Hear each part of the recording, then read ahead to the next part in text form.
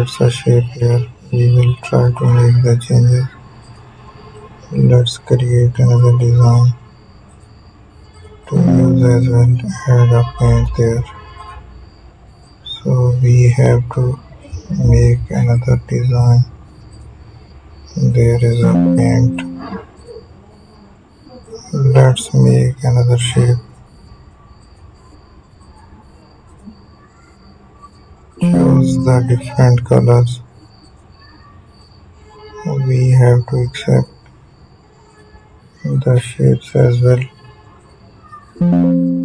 Keep generating the different structures.